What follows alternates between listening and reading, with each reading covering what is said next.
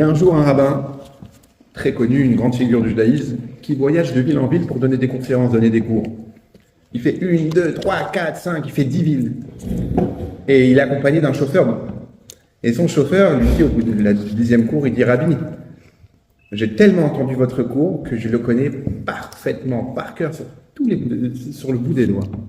Et le rabbin lui dit: t'es prêt? Elle lui dit: tu sais quoi, si tu es tellement prêt, la prochaine ville qu'on y va où je dois donner le cours, je donne mon chapeau, ma veste, et c'est toi qui fais le cours. Il dit: d'accord, pas de problème. Il arrive, et à la surprise du rabbin, il maîtrise le cours parfaitement de A à Z. D'ailleurs, on dit qu'un bon maître, c'est celui qui arrive à faire un bon élève. Et à la fin du cours, les gens ils sont époustouflés par le cours. Et il y en a un qui pose une question, et il dit: monsieur le rabbin, il lève la main, maintenant c'est le chauffeur, tu vois, c'est pas le rabbin. Il dit: monsieur le rabbin, j'ai une question à vous poser. Et là, il commence un petit peu à transpirer, et il lui pose sa question comme ça. Et il est bloqué. Et qu'est-ce qu'il répond? Il dit: regardez, et il rigole comme ça, il ricane, il fait: mais votre question, elle est tellement facile que vous voyez là-bas, tout au fond de la pièce, il y a mon chauffeur avec sa casquette. Même lui pourra vous répondre. Pas mal. La paracha de la semaine, paracha de Be'alotra, on parle de la manne.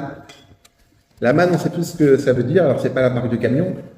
La manne qui tombe du ciel, c'est ce pain-là béni, c'est ce pain-là qui descendait du ciel et qui a nourri nos ancêtres dans le désert pendant 40 ans. Mais la paracha, elle se termine mal parce que les bénis Israël, ils vont se plaindre en disant: on en a marre de manger de la manne. On va revenir, qu'est-ce que c'était la manne, comment ça se passe exactement. On veut de la vraie viande. D'ailleurs, on dit que le premier avis Google négatif, c'était sur la manne. Elle est savoureuse, elle prend le goût qu'on a envie. Le pain, il est gratuit. 100% il vient du ciel. Par contre, l'environnement, il n'est pas bon, sablonneux et toujours monotone. C'était le premier avis négatif de Google. Et la paracha, elle nous raconte l'histoire de la manne. Alors la manne, ça paraît abstrait d'avoir le pain comme ça qui tombe du ciel. Est-ce que c'est une situation qu'on retrouve aujourd'hui tous les jours? Non, mais pourtant on la commémore chaque semaine. Chaque semaine, lors du Shabbat, lorsqu'on prend 2 chalotes, c'est pour ce qu'est-ce qu'on commémore? Mis à part de Shamor et Zachor, les Shamor, c'est-à-dire garder, Zachor, ça veut dire se souvenir. Dieu, lorsqu'il a donné les lois du Shabbat, il a dit Shamor et Zachor, garder, se souvenir. Donc c'est pour ça qu'on a 2 chalotes. Mais les 2 chalotes, les 2 pains de Shabbat, le pain tressé comme on l'appelle, il nous rappelle aussi que lorsque les ancêtres ils étaient en Égypte, dans le désert, tous les matins, ils avaient la manne qui tombait du ciel. Et le jour du Shabbat, puisqu'on n'a pas le droit de travailler ni de transporter, ils ne recevaient pas la manne. Alors comment ils faisaient pour manger le 7e jour de la semaine? Eh bien la veille, le vendredi, ils recevaient 2 portions. Une pour le vendredi et une pour le Shabbat. Et c'est pour ça que le vendredi soir et le Shabbat matin, les chalotes ont été fouettés par 2 pour se souvenir de ce miracle-là. Mais comment se passait exactement la manne? Et on va lire un petit peu les psukim qui nous racontent la manne de la manière suivante. Il est écrit que Ve'aman kizera gadhu ve'ino kein abedolach shatu ha'am ve'laktu ve'tachanu varechaim. Il est écrit que la manne, elle ressemblait un petit peu comme de la neige, mais à la fois, comme on peut dire, comme une sorte de guimauve. Mais elle prenait le goût qu'on avait envie. Ça veut dire que lorsqu'on mangeait, tu voulais une pizza, ça avait le goût de la pizza. À cette époque-là, ça m'étonnerait qu'ils savaient à quoi ça ressemblait la pizza, mais tu voulais avoir le goût d'une pastèque, tu avais une pastèque, le goût de saumon, tu avais le goût de saumon. Donc c'était un pain vraiment miraculeux, un pain magique. Mais là, si on voit bien, il est écrit comme ça: Shatu ha'am, ve'laktu, ve'tachanu varechaim. Ça veut dire que la Torah emploie 3 langages différents pour nous dire comment le peuple, le juif, ramassait la manne. Et la Gemara nous dit comme ça.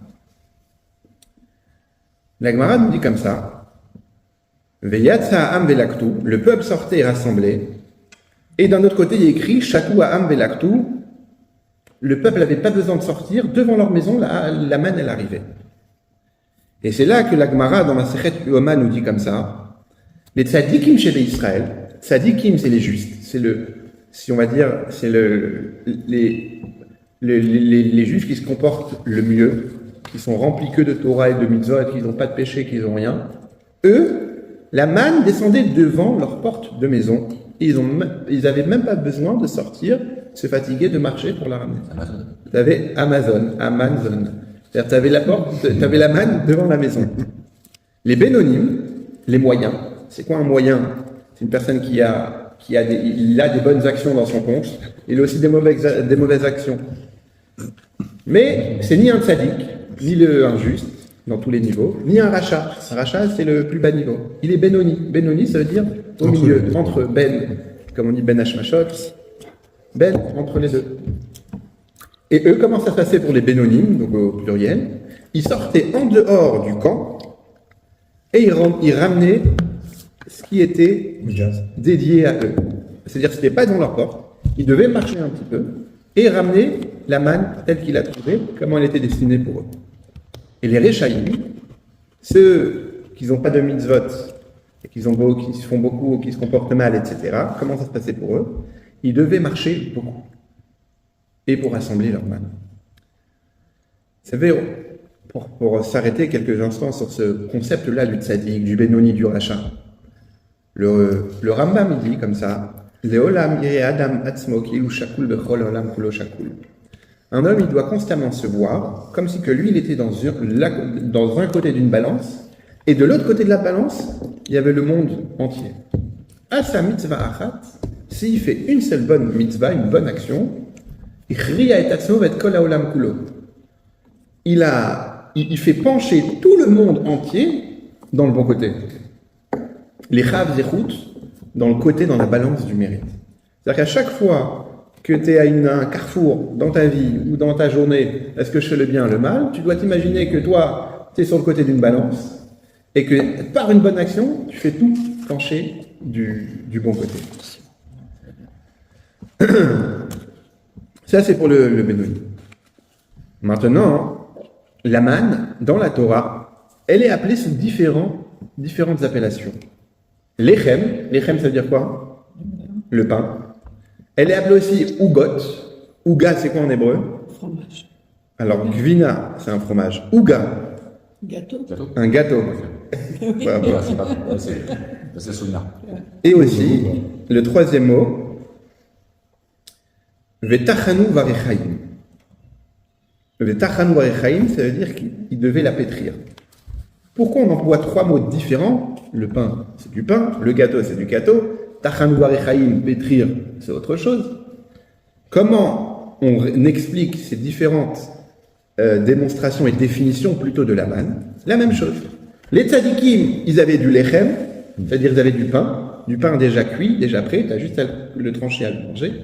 Les bénonymes, les personnes de la classe moyenne, la classe bien sûr spirituelle, eux ils avaient comme du gâteau, et le gâteau ça veut dire qu'il n'est pas encore terminé, t'as juste il faut le cuire, le gâteau, contrairement au pain, c'est d'abord c'est plutôt liquide que tu rentres au four.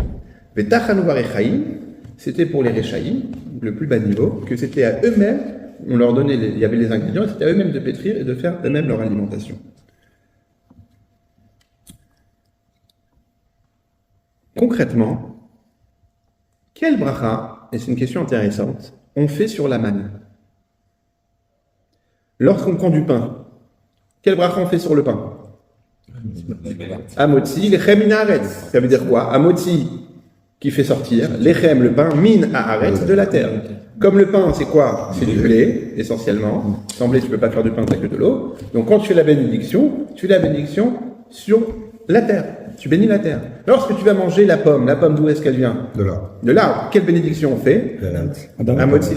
Non, Aetz. Adama, c'est quoi? Oui, c'est la terre. c'est la terre. Aetz, c'est l'arbre. Baruch ata Hashem Elokim melech olam, boré peri Aetz. Très bien. Maintenant, quelle bénédiction on fait sur la manne? Elle vient ni de l'arbre, ni de la terre. La bénédiction du miracle. Non. C'est censé être chez Akol si on reste dans l'alimentaire. C'est de tout ce que Hachem a créé, quoi. Chez Akol ni Abidvaro. Chez Akol ni Abidvaro, c'est quoi la traduction? Que tout a été fait par sa parole. Ça, c'est lorsqu'on va manger, par exemple, un bonbon. Que le bonbon, c'est plusieurs composants. Ça vient de la terre, ni du sel. C'est même plutôt chimique. Donc, mais puisque ça vient de Dieu, on dit que ça vient de Dieu. Mais concrètement, ici, c'était un pain qui venait de quelque part. Une bénédiction. Il sur venait le- du ciel. Sur le ciel. Donc, est-ce sur la manne, que, quoi. comment on faisait? Donc, une marque locale, il y a différents avis sur la bénédiction que nos ancêtres faisaient sur la manne. Certains disaient tout simplement, ben, puisque c'est toi qui décidais ce que tu allais manger, oui, ben, si tu décidais que ça allait être une pizza, admettons, Maisonnote. tu fais maisonnote. Ah non. Puisque tu allais avoir le coup de maisonnote. Ah non, pas les Je menottes. savais. Voilà. Ah, tu l'as pas dit tout à l'heure. Ouais, on t'a pas entendu encore le dire. J'ai entendu la dama, Limite, ça faisait longtemps, tu vois. T'avais le goût, quand Crème. on était enfant, on entendait parler de la glace, de la manne, alors on avait des goûts d'enfants, on disait, ah, te rends compte, tu manges une glace à la pistache et tout. Mais ils n'avaient pas ni la glace, ni tout ça. Comment ils ont gardé, d'ailleurs, comment s'étaient fait les premières glaces? Non, les premières glaces, la glace, les blocs de les glace. blocs de glace. Dans les bassines avec la glace. Voilà, etc. c'était transporté, je pense que c'était en 1800 et quelques, le premier, ils ont transporté ça par bateau, dans de la terre, etc., pour bien la conserver. Ah ouais. Bref. Et donc, tu veux que ça soit le goût d'une banane. Alors, question piège. Quel bracha on fait sur la banane? Quelle bénédiction on fait sur la banane? C'est un l'arbre. Non. Madame. C'est pas un arbre, le Pourquoi? bananier. Alors, le bananier, en fait, Ça se régénère pas, c'est une plante. c'est une plante. Ah ouais. Ouais, c'est une plante, c'est pas un Ah, arbre. une prière encore. C'est pas persistant, en fait. Comme un arbre qui a un tronc. Et en fait, en plus, tu as besoin de la couper pour qu'elle repousse chaque année. Tu as besoin de la couper entièrement. Encore une Donc, prière. c'est pas un arbre qui a besoin de vivre. Qui est obligé d'avoir un tronc. Donc, c'est une plante, la banane. C'est pour ça Ah qu'on fait Adama. Tu avais envie que ça fait une banane, mais tu faisais la bracha de Adama. Mais il y a un rabbi. Dans Shelot et Tshuvot de Torah Lishma, là-bas, il est écrit comme ça que il faisait la bénédiction à Motzi Lechem Mina Shamaim, qui fait sortir le pain du ciel. Puisque c'est le pain qui venait du ciel, donc c'est la bracha qu'on faisait. Et ça, c'est Rabbi Menachem Azaria de Pano qui écrit ça dans les Mamarés de Shabbatot. Et qu'est-ce qu'il écrit? Il écrit quelque chose d'intéressant. Il dit, vous savez, on parle beaucoup du Messie, on parle beaucoup de Mashiach. Une chose que le Midrash dit, comment ça va se passer quand il y aura Mashiach, il va avoir un combat entre le Léviathan, et le Shor-Abar, le taureau. Le Léviathan, il représente la plus forte créature des eaux, des mers, qui est cachée. Le Shor-Abar, le taureau, il représente un animal, le mammifère le plus fort. Et il va avoir un combat entre les deux. Et qui va gagner le combat? Les deux. Au même moment, le Shor-Abar, le taureau, va encorner le Léviathan. Et au même moment, le Léviathan, avec ses nageoires, il va trancher, il va faire la shrita Le taureau. au taureau. Hein? Donc ils sont morts les deux du coup à la fin. Et les deux, ils vont mourir.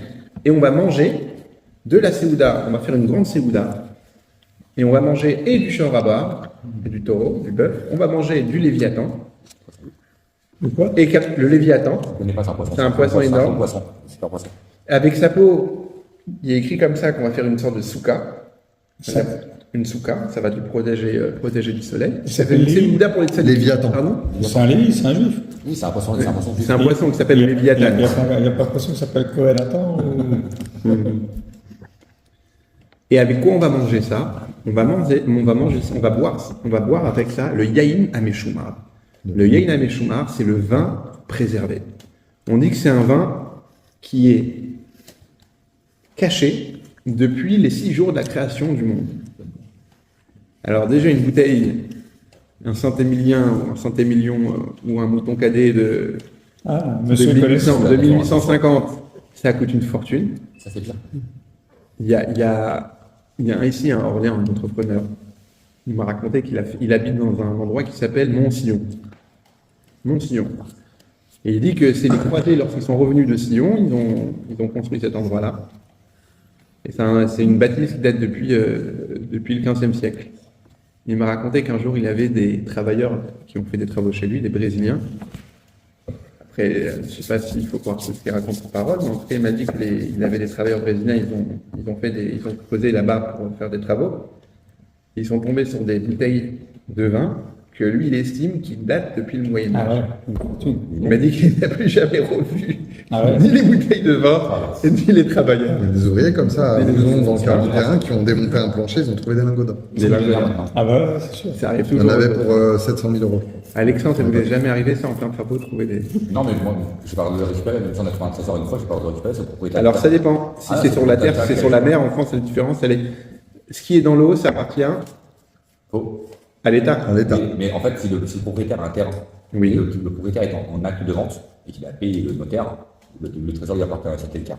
Sinon, c'était pour nous.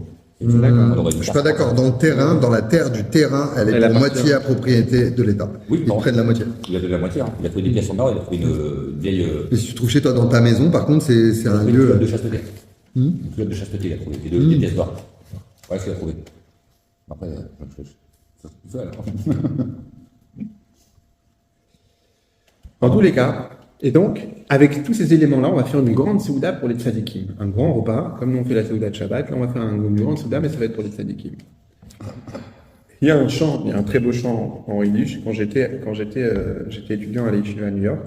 Pour Purim, on a voyagé à Montréal pour aider là-bas les jeunes shkoufrim pour les lectures de Megillot à Montréal, à Côte-Saint-Luc, Côte-Luc, comme on dit. Il y a une très grande communauté franco-marocaine, enfin marocain, mais qui parle français, des francophones. Et des plusieurs milliers, tu vois. Et donc, pour que chacun écoute la Megillah, les shourim du Bet Rabat de Montréal, ils avaient organisé, alors ils avaient une organisation, mais vraiment remarquable. Ils étaient chacun avec un talkie-walkie. Nous, on était venus à 4 de New York. On avait chacun un chauffeur. Ils nous déposaient au pied d'une tour. On montait, on avait l'adresse. On arrivait chez un particulier qui avait déjà organisé avec tous ses voisins. Tout le monde attendait à la maison. Il organisait un petit repas. On lisait la Megillah. Dès qu'on terminait, on redescendait. Il y avait le chauffeur qui nous attendait avec son talkie-walkie. Tac, tac, il nous amenait à une autre adresse où la Megillah. Et à 4, on a fait au moins une quarantaine de lectures de Megillot. Et comme ça, tous les juifs de Montréal, ils ont pu écouter la Megillah. Encore de pierre, encore. Bravo. Incroyable. Bravo. Et lors d'une des lectures de Megillot, c'était pour une maison de retraite. Et il y a un monsieur, j'ai gardé la vidéo dans mon téléphone, il me dit je peux vous chanter une chanson en yiddish? C'était un vieux monsieur. Et je lui dis ok. Et il commence à me chanter une chanson. Vous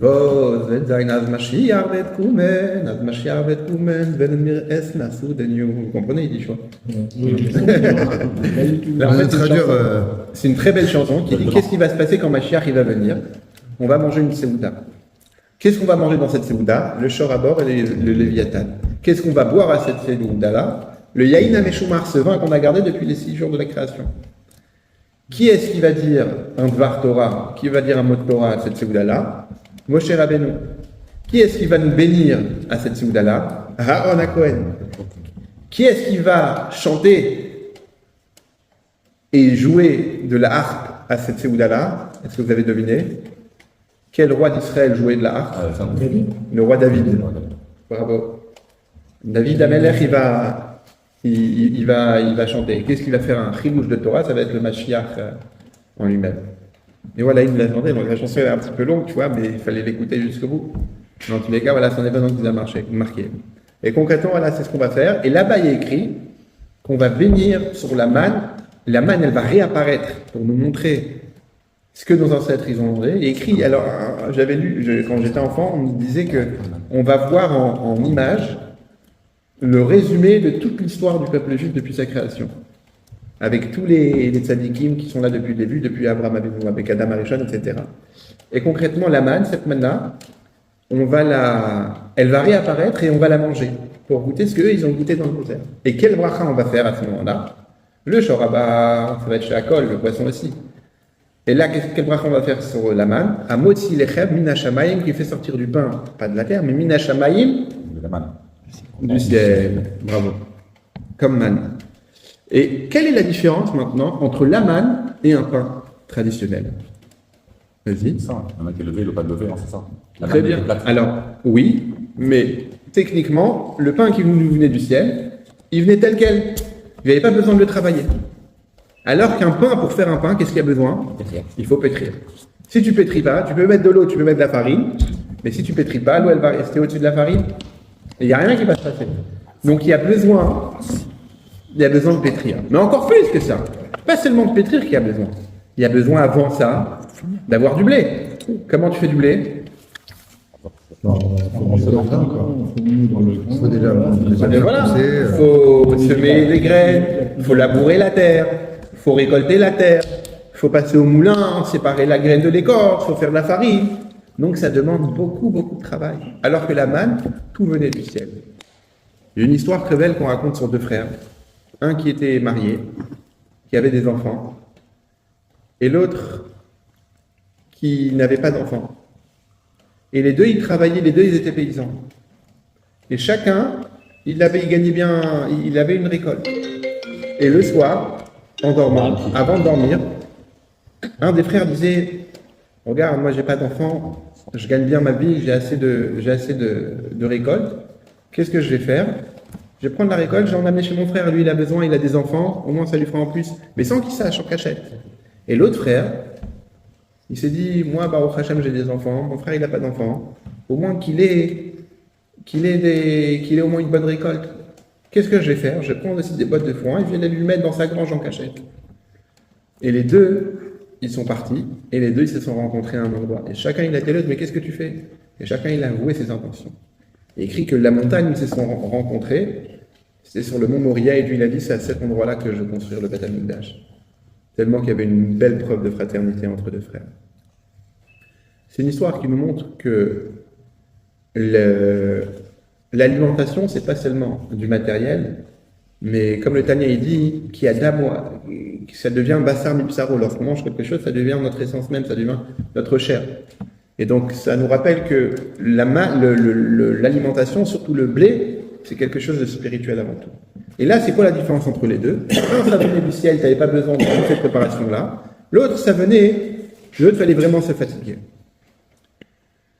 Et concrètement, le fait de manger du pain du ciel, au bout d'un moment, ça raffine. Lorsqu'on mange cachère, à force de manger cachère, puisqu'on est ce qu'on mange, quelqu'un qui va manger du porc, il peut devenir un porc, Dieu nous en préserve, ou bien se comporter comme un porc. Mais quelqu'un qui va manger raffiné, il va être raffiné. Une personne qui mange de la manne, c'est un pain qui vient du ciel, a priori, ça devrait le raffiner. Et concrètement, on a parlé qu'il y avait et les tzadikim, et les bédonim et les réchaïm, que les trois, concrètement, ils mangeaient de la manne. Mais on voit que finalement, ça n'a pas raffiné les tzadikim comme il fallait. Pourquoi? Parce que Moshe, à la fin de sa vie, il va se plaindre en disant Vaïnas ou otiz et serpeamim. Ils m'ont éprouvé 10 fois. 10 fois le peuple juif m'a éprouvé en se plaignant qu'ils n'avaient pas assez à manger, qu'ils n'avaient pas d'eau, qu'ils en avaient marre de la manne, qu'ils voulaient de la viande, qu'ils ne voulaient pas rentrer en Israël. Il y a eu 10 nisyonotes, 10 épreuves auxquelles Moshe Rabbeinu il a dû faire face au peuple juif. Et une de ces 10 épreuves-là, c'est la manne. Donc de là, on voit que quoi? Que la manne, elle n'a pas raffiné, alors qu'elle venait du ciel, elle n'a pas raffiné comme on l'espérait, elle n'a pas changé comme ça ce qu'il fallait. Pourquoi? Parce qu'en fait, dans ces cas-là, pourquoi elle avait besoin de la manne? Parce que la manne, elle n'a peut-être pas changé les gens complètement, mais elle avait cette faculté-là qu'il fallait recevoir la manne pour être apte à recevoir la Torah. Les Béné Israël, on a parlé plusieurs fois, que tout ce qui s'est passé dans le désert, c'était une étape pour recevoir la Torah. La manne faisait partie de cette étape-là pour pouvoir recevoir la Torah.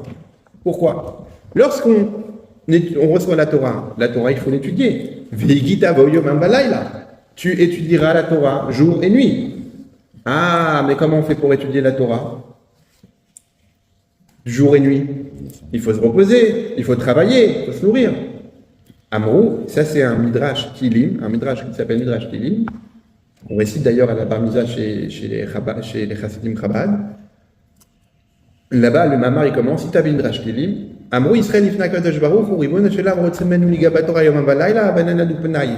Ribono shel olam, maître du monde, on a envie d'étudier la Torah jour et nuit, mais on n'a pas le temps. Il faut travailler, il faut s'occuper de la maison, des enfants. Alors, bien évidemment, il faut trouver un moment pour étudier la Torah. Mais Yomam, Valaïla, jour et nuit, on n'a pas le temps.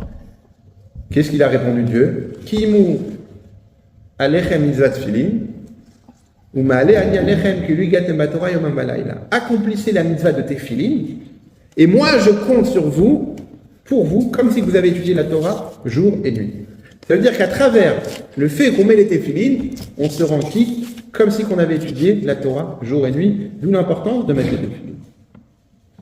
Et donc, pour recevoir la Torah, tu ne peux pas à la fois recevoir la Torah et l'étudier, et en même temps être occupé à travailler la terre. Donc c'est pour ça que Dieu il a envoyé la manne, pour qu'à la fois la manne, elle raffine le peuple juif, puis pour qu'il puisse être apte à recevoir la Torah.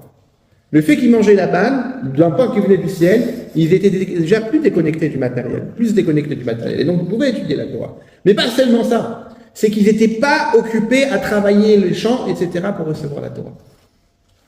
Puisque tout était déjà prêt. Par contre, les Réchaïm, eux, ils avaient besoin d'un peu plus de travail. Mais concrètement, même les Réchaïm, ils ont reçu la Torah. Tout le monde a reçu la Torah. Et la manne, elle faisait partie de cette préparation-là à recevoir la Torah. Et d'ailleurs, la semaine prochaine, on va lire la paracha de Shelach, la paracha des Meraglim, les explorateurs, que Moshe Rabbeinu il envoie en Israël, et ils refusent de rentrer. Enfin, ils refusent. Ils vont faire du Lachon Hara, de la médisance sur la terre d'Israël en disant « elle est trop dure, il y a trop d'ennemis, on ne pourra jamais les combattre, on va mourir là-bas, on était mis en Égypte ». Rabbi pose la question, comment tu peux dire une chose pareille après les miracles d'Ordéa, on l'appelle la génération de la connaissance, c'est une génération qui a vu Dieu comme personne d'autre l'a vu, qui est une génération qui a assisté à des miracles extraordinaires. Et comment toi maintenant tu vas avoir peur de combattre pour entrer en Israël? Elle est où ta confiance en Dieu? Tu ne peux pas expliquer ça. Et le Rabbi explique que leur peur, elle n'était pas sur le combat physique. En fait, ce qu'ils voulaient, c'est qu'ils savaient que lorsqu'ils allaient rentrer en Israël, ils allaient avoir des mitzvot, des mitzvot à accomplir, qui vont leur prendre tout le temps de la journée. C'est quoi ces mitzvot-là? Travailler la terre, gagner de l'argent, prélever le maaser, la trouma, tevel, la shmita, etc. Alors que dans le désert, faire le pain. Alors que dans le désert, le pain, il leur tombait du ciel. Les habits grandissaient avec eux. Dans le désert, ils n'avaient pas besoin de travailler la terre. Ils étaient dans un niveau spirituel.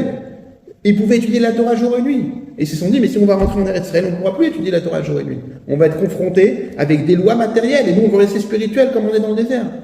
Alors, on peut penser, mais c'est une bonne raison, ça. Pourquoi? Eh bien, ils se sont fait punir dans ces cas-là. Puisque leur argument, il est bon. Parce que le but de la Torah, il est pour travailler et raffiner le matériel. Si c'était pour rester dans le désert et être des hommes déconnectés du monde et connectés à la spiritualité, c'est pas pour ça que la Torah elle était donnée.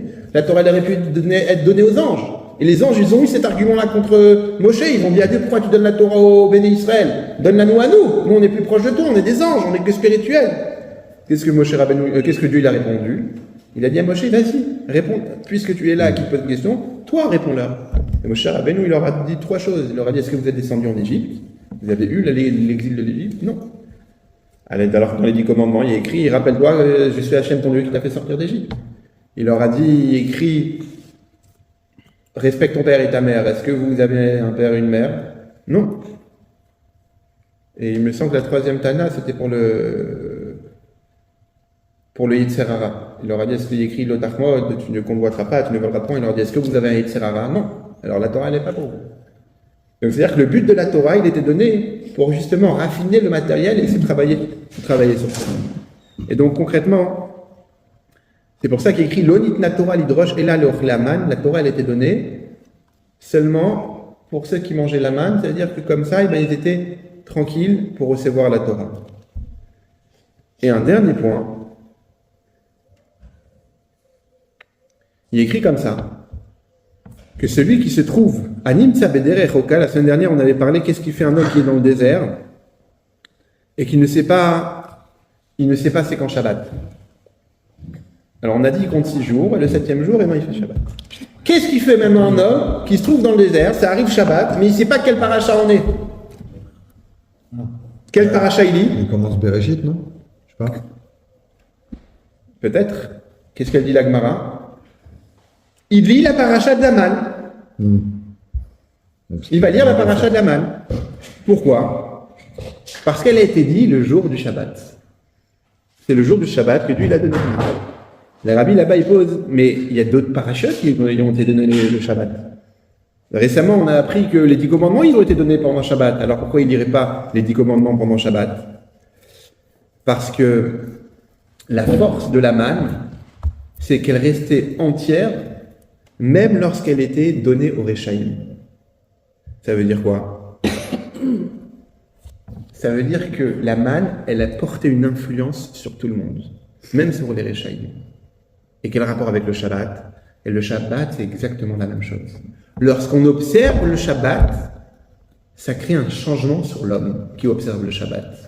Il y a une hashpa'a. Hashpa'a en hébreu, c'est une influence. De la même manière que la manne, elle influençait même les Réchaïm, la même chose le Shabbat, il a une influence et un impact sur tout celui qui observe le Shabbat. Et c'est pour ça qu'on lit la paracha de la manne, bien qu'il y a d'autres parachas qui te donné. Parce que la manne, elle a un contact direct avec le Shabbat.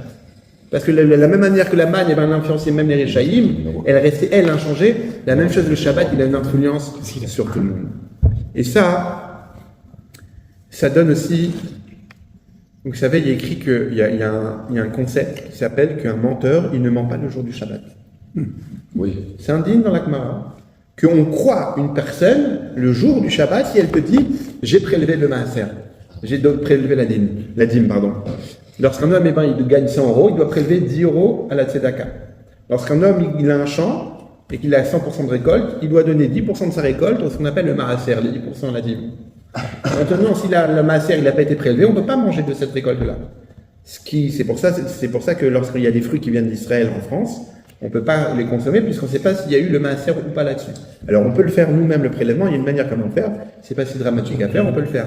Mais maintenant, le jour du Shabbat, il y a un paysan à qui tu demandes est-ce que tu as fait le maaser?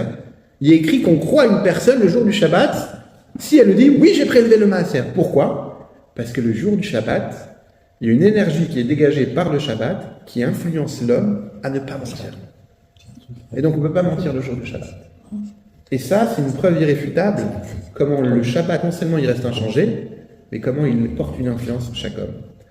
On raconte sur la Rabbi Levi Yitzhak de Berditchev, on l'appelait, son nom c'était Sanégoran chez l'Israël, le protecteur du peuple juif. Pourquoi? Parce qu'il arrivait constamment à trouver un mérite à n'importe quel juif, même le juif le plus bas des bas. Il arrivait à trouver un mérite sur lui. Et un jour, il y a un homme, il est venu le jour de Yom Kippour. Il est venu fumer devant lui. Et il lui a dit, voilà Rabbi Levi, je fume Yom Kippour devant toi. Quel mérite tu vas trouver sur moi? Et Rabbi Levi Yitzhak de Berditchev, il a levé ses yeux vers le ciel, il a dit, Ribbon Shalolam, maître du monde, regarde comment la midat à émettre, le trait de caractère de vérité, émettre c'est la vérité, regarde comment il est accentué et dévoilé chez tes enfants. Que mentir le jour du Yom Kippour, ils sont incapables de mentir le jour du Yom Kippour. Et même sur lui, il a réussi à trouver un mérite. Il dit la même chose, le jour du Shabbat ici, il rentre tellement dans l'esprit de la nature de chaque homme qu'il a une influence directement sur nous. Et pas parce qu'on a fait choura ou pas, parce que le Shabbat, il vient d'un jour. Et pour terminer, on dit que la Torah, il y a deux parties dans la Torah. Oui, il y a la partie dévoilée de la Torah et la partie cachée de la Torah. Nigla des Torah, Shabbat. la partie dévoilée de la Torah, et Pnimiuta Torah, les profondeurs de la Torah, Torah Tachaslut. Torah Taniglé, la partie dévoilée de la Torah, il est comparé au pain qu'on fait aujourd'hui, qu'il faut toute une préparation, qu'il faut pétrir, qu'il faut tamiser, qu'il faut séparer le bien du mal. Et c'est exactement ce qu'on voit dans le Talmud, dans la Halacha ou dans la Gemara.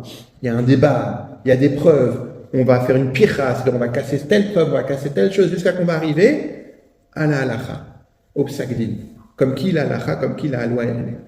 Mais avant ça, ça demande un débat.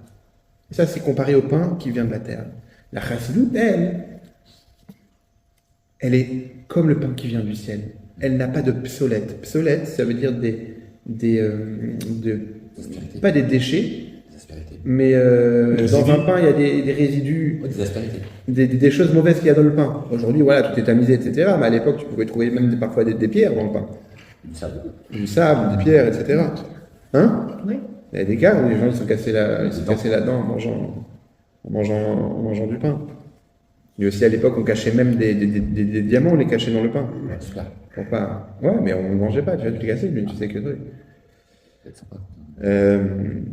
Et la Pnimiut Torah, elle est comme la manne qui vient du ciel, que la manne qui vient du ciel, elle n'a pas d'obsolète, elle n'a pas de résidus d'aspérité, elle est entièrement propre. Pareil, la chassidut, il n'y a pas toute cette marloquette, elle nous explique tout le fondement du monde, tous les sphirotes, les attributs, etc. Et ça, c'est l'unique des autres. Et maintenant, de la même manière que la manne, elle a été donnée à tout le monde, même au Réchaïm. Certes, il devait sortir loin marcher pour la chercher, mais il la méritait quand même. C'est aussi pour eux. La même chose, la chassidoute, les parties cachées et profondes de la Torah, ils sont attribuables à n'importe qui, à tout le monde, même au Réchaïm. Et au contraire, c'est en étudiant la chassidoute qu'on devient plus raffiné. Le Ravi Maharash dit comme ça, il y a 3 choses qui ont un impact sur une personne. L'alcool, l'argent et la chassidoute. Si une personne elle a bu de l'alcool, elle n'est pas encore saoule, c'est qu'elle n'a pas bu assez d'alcool. Si une personne elle a de l'argent, mais elle n'est pas encore devenue folle à cause de cet argent-là, c'est qu'elle n'est pas assez riche. Et si une personne a étudié la chassidoute et qu'il n'est pas encore raffiné, c'est qu'il n'a pas étudié assez la chassidoute. Il faut qu'il étudie plus la chassidoute.